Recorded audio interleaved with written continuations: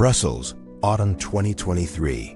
In the commune of Acco, behind 12-foot iron gates crowned with royal crests, stands the Villa Empain, an Art Deco masterpiece of marble, gold leaf, and Italian travertine, spanning 55,000 square feet. Built at a cost of 35 million Belgian francs in 1934, the equivalent of $75 million today, it features a swimming pool lined with mosaics, a rooftop garden visible from nowhere, and a ballroom that once hosted Europe's elite. But for 90 years, most of its rooms remained sealed. Locked corridors, inaccessible wings, documents hidden behind false walls. The family that built it disappeared into scandal.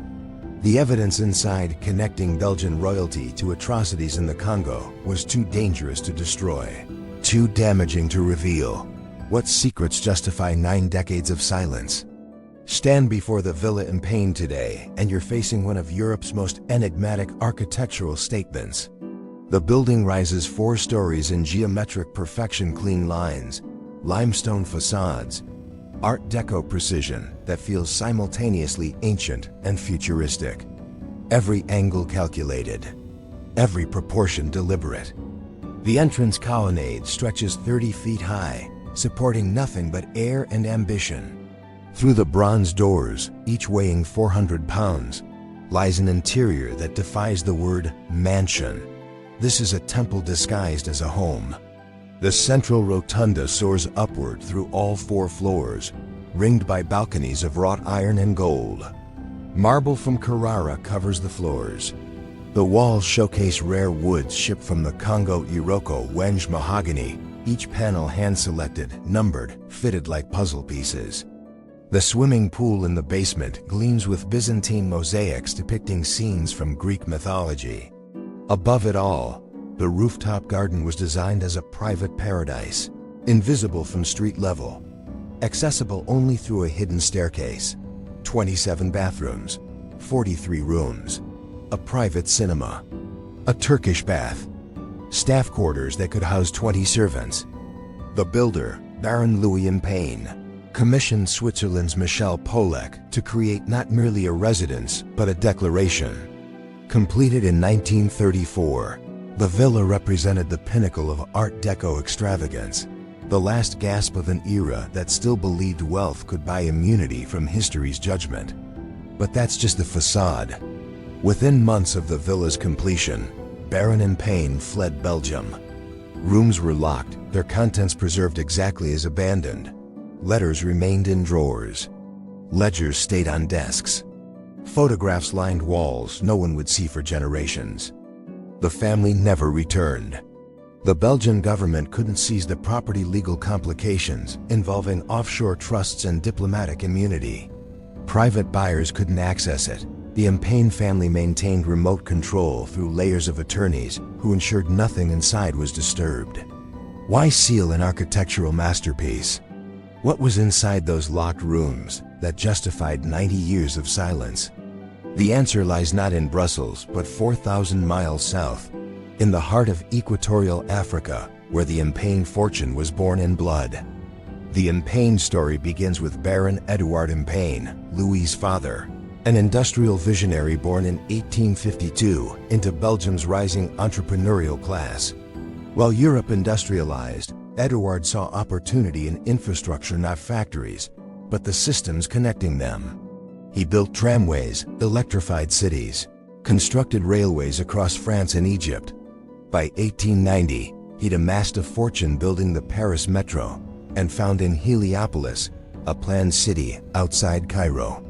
But the true source of Empain wealth, the foundation supporting every grand project, came from the Congo.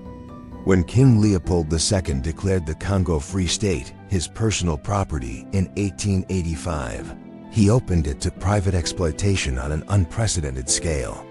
The Empain family became major investors in Congolese mining operations: copper, diamonds, uranium, rubber. They held stakes in the Compagnie du Katanga and the Union Minière, corporations that extracted billions in resources using forced labor. The system was elegant in its brutality. Villages were given rubber quotas. Failure to meet them resulted in mutilation, execution, or both. Company records archived and forgotten documented production costs with chilling precision. Labor was calculated as expendable capital. The Mpane family wasn't directly managing Congolese operations. They were investors, insulated by corporate structures and geographic distance. But the dividends flowing into their accounts told a story their public philanthropy tried to obscure. Edouard's son, Louis, inherited this fortune in 1929. He was 32, educated in Switzerland, fluent in 5 languages, and eager to establish his own legacy, separate from his father's industrial empire. Louis chose architecture as his monument. He would build something beautiful, modern, progressive, a palace that announced the Mpane name belonged among Europe's cultural elite, not merely its business class. He purchased land in Uccle, Brussels' most prestigious commune. In 1930, the neighborhood already housed diplomats, industrialists, and minor royalty. Louis wanted more than proximity, he wanted architectural supremacy. Michel Pollock, a Swiss architect celebrated for his Art Deco embassy buildings, received unlimited budget and a single directive: create something that will last 1,000 years. Construction began in 1931. 200 workers labored for 3 years. Stone arrived from Italy. Glass came from Bohemia. The wood came from the Congo. Entire trees were felled, milled to specification, shipped to Antwerp, then transported to Brussels under armed guard. Some panels came from trees over 300 years old, cut from forests where no European had walked until corporate surveyors marked them for harvest. The villa's completion in 1934 coincided with a moment of maximum tension. Belgium's parliament was investigating colonial abuses.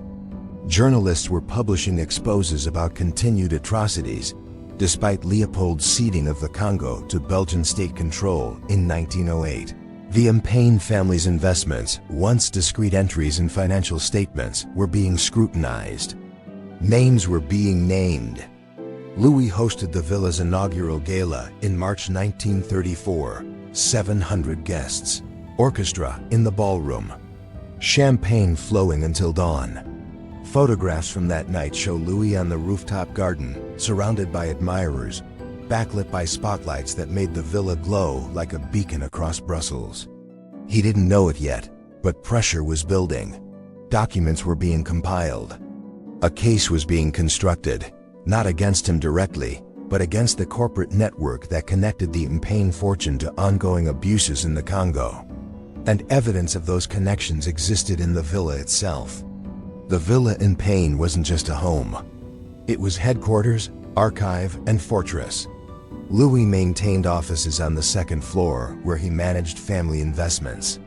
Filing cabinets lined 2 rooms, company reports, dividend statements, correspondence with colonial administrators. In 1935, a Belgian parliamentary commission requested financial records from investors in Congolese operations. Louis' attorneys provided summary documents while the details remained in those locked filing cabinets. But the real liability wasn't financial, it was testimonial. In a safe behind a false panel in Louis' private study, investigators would later discover letters between Mpane family members and Belgian royalty dating from 1895 to 1933. These weren't formal business correspondence. These were personal letters, written in confidence, discussing matters the writers assumed would never become public. King Leopold II himself had corresponded with Edouard Mpane, not about policy but about profits. Leopold's letters included casualness about labor conditions that, if published, would have destroyed any remaining defense of his colonial legacy. One letter, dated 1904, discussed necessary wastage in rubber production. Another, from 1911, reassured Edouard that reforms are cosmetic, the fundamentals remain sound. Leopold's successor, Albert I, continued correspondence with the Mpane family, though more cautious in phrasing. But even Albert's letters acknowledged reality's labor mortality rates, suppressed village uprisings, military enforcement of quotas, that contradicted Belgium's public narrative of colonial reform. Why did Louis keep these letters? Possibly insurance documentation. Proving royal complicity would make it difficult for the government to prosecute investors without implicating the monarchy itself. Possibly vanity royal correspondence conferred status. Possibly simple negligence, the accumulation of paperwork no one bothered destroying. Regardless, by 1935 their existence was rumored. Leopold III, then reigning, received intelligence reports suggesting the Empane archive contained sensitive historical materials, potentially damaging to institutional interests. The phrasing was diplomatic. The meaning was clear. The letters proved the Belgian crown's direct involvement in and profit from Congolese atrocities. The Belgian government faced a dilemma. Seizing the documents would validate their importance and invite speculation. Ignoring them left a threat floating. The solution came through unofficial channels. In December 1936, Louis Empane received visitors, not police, but representatives from the royal household. The conversation was brief. Louis would relocate to Switzerland. The villa would remain technically his property, but physically sealed. Nothing would be removed, sold, or destroyed. The Empane family would maintain ownership and legal control. In exchange, the government would guarantee no prosecution, no seizure, no public scandal. Louis departed Belgium in January 1937. He took personal effects, photographs, jewelry. Everything else remained. The villa was locked room by room. Staff was dismissed. Utility service reduced to minimal levels. Enough heat to prevent pipe damage. Enough electricity for security lights. The grounds were maintained by a rotating crew who never entered the building. For 90 years, the Villa Empane existed in stasis, a sealed time capsule containing evidence too dangerous to reveal, too valuable as leverage to destroy. Neighbors in Uccle watched the villa decay in slow motion. Windows darkened with interior dust. The rooftop garden became overgrown, then died. Then became a strange architectural fossil planters full of desiccated soil and skeletal plants. The swimming pool drained and cracked. Rumors circulated. The place was cursed, haunted, booby-trapped. None of it was true. The truth was simpler, and stranger powerful people had decided the past should stay locked. The arithmetic of silence was brutal but effective. The Belgian monarchy avoided scandal. The Empane family retained wealth and avoided prosecution. And the evidence, the letters, ledgers, photographs, and reports that documented industrial-scale atrocity, remained hidden behind marble walls. By 1945, with World War II concluded and Europe rebuilding, the Villa Empane should have been an obvious target for repurposing. Belgium needed housing, office space, hospitals. A 55,000 square foot Art Deco palace sitting empty in central Brussels made no practical sense. The Soviet embassy approached the Belgian government offering to purchase the property. Request denied. An American philanthropist wanted to convert it to a cultural center. Denied. A Brussels university proposed using it for administrative offices. Denied. Each refusal raised the same question: why was this building untouchable? The Empane family, now scattered across Switzerland, France, and Egypt, maintained legal ownership through a Liechtenstein trust. Belgian courts ruled repeatedly that without evidence of wrongdoing, the property couldn't be seized. And no investigation could occur without entering the villa, which required Empane family permission, which was never granted. In 1961, a Belgian magistrate attempted to force the issue. He argued that a sealed building constituted health and safety risks, potential fire hazard, structural decay, rodent infestation. The Empane attorneys countered with engineers' reports showing the villa was structurally sound and posed no public danger. The magistrate pushed harder, suggesting the sealed building might contain evidence of wartime collaboration or black market goods. That's when the royal household intervened. A private meeting occurred between the magistrate and advisors to King Baudouin. No minutes were recorded. No official record exists. But the magistrate withdrew his petition the following week and transferred to a provincial posting. The message to Belgium's legal system was clear: the villa in Pain was off limits. The closest the villa came to exposure was in 1978, when Louis Impayne's grandson, Baron Edouard Jean Impayne, was kidnapped in Paris by French criminals demanding ransom. The kidnapping made international headlines. Journalists investigating the family's wealth discovered the sealed Brussels villa. Articles appeared in Le Soir and De Standard describing the ghost palace and questioning why it remained locked. The renewed attention forced a response. The Impayne family released a statement claiming the villa contained private papers of historical but not political significance, and that it remained sealed for preservation purposes pending eventual donation to appropriate institutions. The statement satisfied no one but provided enough official explanation to deflate media interest. Decades passed. Brussels modernized around the villa. The neighborhood transformed. Art Deco fell out of fashion, then became fashionable again as vintage. Architectural historians listed the Villa in Pain among Europe's most significant unrestored Art Deco buildings, but no one could study it. No one could photograph the interior.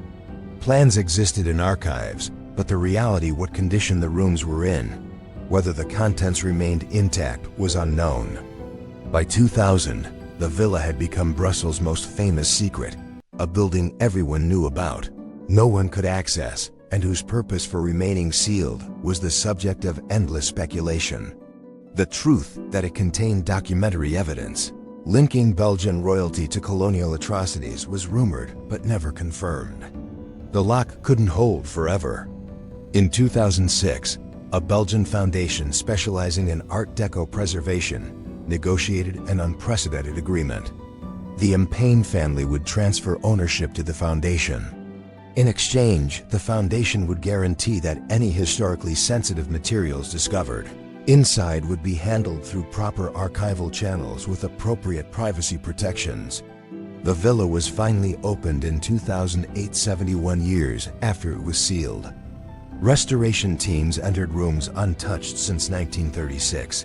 Dust covered everything. The air smelled of old paper and stale luxury. In Louis Impayne's study, on the desk, sat an unfinished letter dated December 15, 1936, abandoned mid-sentence, as if he'd been interrupted and never returned. The filing cabinets remained locked but intact. The safe behind the false panel required specialists 3 days to open. The letters were there. All of them. Archivists spent 2 years cataloging the contents. The correspondence between the Impayne family and Belgian royalty Leopold II, Albert I. Leopold III totaled over 400 documents. They confirmed what historians suspected but couldn't prove, that Belgium's kings were not merely symbolic figureheads during colonial atrocities, but active participants in the economic systems that enabled them. The Belgian government negotiated with historians and the royal household to determine what could be published. A compromise emerged. Selected letters would be released to academic researchers under embargo until 2035, 100 years after Louis Impayne fled. The full archive would be sealed until 2085, 150 years after the villa's completion. So even now, the secrets remain partially locked. The villa itself reopened to the public in 2010 as a museum and cultural center.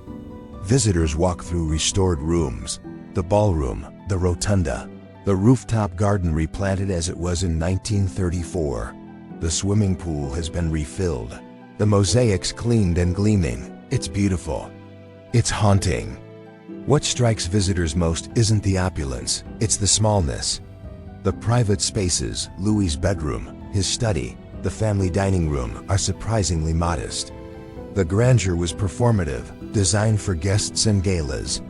The actual living spaces reveal a man trying to impress a world that would ultimately reject him. Today, the Villa Impayne hosts exhibitions about Art Deco design, colonial history, and architectural preservation. Irony layers upon irony. A building constructed with wealth extracted from the Congo now houses educational programs about colonial violence. Beauty built on exploitation now teaches about the costs of exploitation. The letters remain the most controversial element. Historians argue they're essential primary sources. The royal household maintains their private correspondence, never meant for public consumption. Descendants of Congolese victims argue the documents belong in a truth and reconciliation process, not locked in academic archives. The compromise, the embargo, the delayed release satisfies no one. But it reflects the same calculation that sealed the villa in 1936. Some truths are too dangerous for the present, so we promise them to the future. Walk through the villa in Pain now, and you're walking through a beautiful prison. The Art Deco splendor remains intact, the marble, the gold leaf, the wood from 300-year-old Congolese trees. But it's also a monument to silence, to the deals powerful people make to protect themselves from history's judgment. 90 years locked, 9 decades of silence. And even now, not all the doors are open. The Villa in Pain asks an uncomfortable question. What do we do with beauty built on atrocity? Do we destroy it, erasing the evidence of both grandeur and guilt? Do we preserve it, risking the aestheticization of violence? Or do we, as Belgium has chosen, keep it in permanent tension? Beautiful and accusatory, a palace that testifies to what wealth can build and what it cannot hide. The locks have been removed from the doors, but the most important lock, the one sealing the full truth, remains in place for another 60 years. By the time those final letters are released, everyone connected to the events they describe will be dead. History becomes safe only when it's no longer about anyone living. The Villa in Pain survives as a question mark in marble, a monument we cannot fully face, cannot completely forgive, cannot bring ourselves to forget.